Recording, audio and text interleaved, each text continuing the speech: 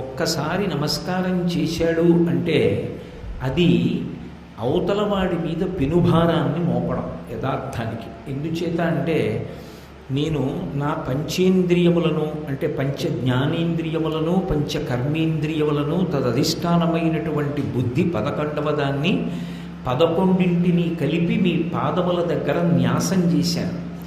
నన్ను అనుగ్రహించి పైకెత్తి భగవత్పథంలో నడిచేటట్లుగా చెయ్యవలసినటువంటి కర్తవ్యం మీ మీద ఉన్నది అని చెప్పడం, 2 చేతులు కలిపి శిరస్సు తాటించి నమస్కరించడం.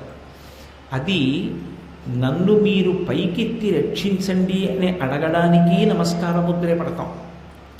అసలు ఇక తిరిగి ఉపకారం చేయడం అన్నది ఎవరి విషయంలో సాధ్యం కాదు. అటువంటి వారికి కూడా నమస్కారమే చెయ్యాలి. అది నమస్కారానికి ఉన్న విశేషం.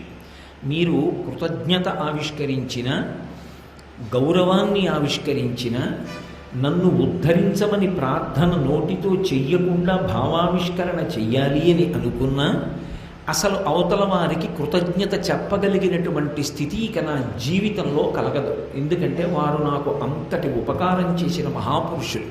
కాబట్టి నేను వారికి ఏం చేయగలను? నేను వారికి నమస్కారం ఒకటి చేస్తాను. వారిని సత్కరించడం సాధ్యం అయ్యే విషయం కాదు. అటువంటి వారి విషయంలో నమస్కారమే చేస్తాను. మీకు నేను ఒక ఉదాహరణ చెప్పాలి అంటే, రుక్మిణీ కళ్యాణ ఘట్టంలో రుక్మిణీదేవి అగ్నిద్యోతనుడు తన యొక్క సందేశాన్ని చెప్పి కృష్ణ భగవానుణ్ణి తీసుకుని వచ్చిన సందర్భంలో జలజాతిక్షణుతుడి తెచ్చితివి నా సందేశముని చెప్పి నను నిలువం పెట్టితివి నీ కృపన్ బ్రతికితిన్ నీకన్న పుణ్యాత్మకుల్ కలరే దీనికి నీకున్ ప్రత్యుపకృతిని చేయంగనే నేర అంజలి ఘటించద భూసురాన్వయమణి సద్బంధు చింతామణి అంటుంది. నువ్వు చేసిన ఉపకారం సామాన్యమైంది కాదు. కృష్ణ భగవానుణ్ణే తీసుకొచ్చావు. అటువంటి నీకు నేను తిరిగి ఉపకారం ఎలా చెయ్యగలను? ప్రత్యుపకారం చెయ్యలేను. ప్రత్యుపకారం చెయ్యలేను కనుక నీకు నేను అంజలి ఘటిస్తాను, నమస్కరిస్తానంతే అంటుంది. అందుకే గురువుకి చెయ్యగలిగినది ఏది అంటే నమస్కారం ఒక్కటే. ఈ లోకంలో తండ్రి యొక్క రుణం కూడా తీర్చుకోవచ్చు. సౌత్రామణి అని ఒక యాగం ఉంది. ఆ యాగం చేస్తే తండ్రి రుణం తీరుతుంది అని శాస్త్రం అంగీకరించింది. రుణం తీర్చుకోలేని వాళ్ళు ఇద్దరు ఉన్నారు. ఎవరు అంటే, ఒకటి మాతృ రుణం, తల్లి రుణం తీర్చుకోలేరు.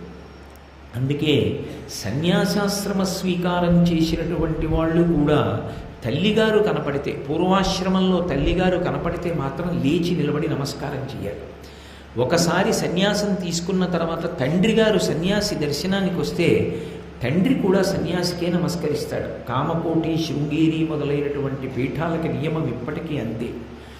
తండ్రి గారు వస్తే అందరి భక్తులతో పాటు వరుసక్రమంలో వచ్చి సన్యసించిన కొడుక్కి పీఠాధిపతిగా ఉన్నప్పుడు నమస్కారం చేసి వెళ్ళిపోతారు.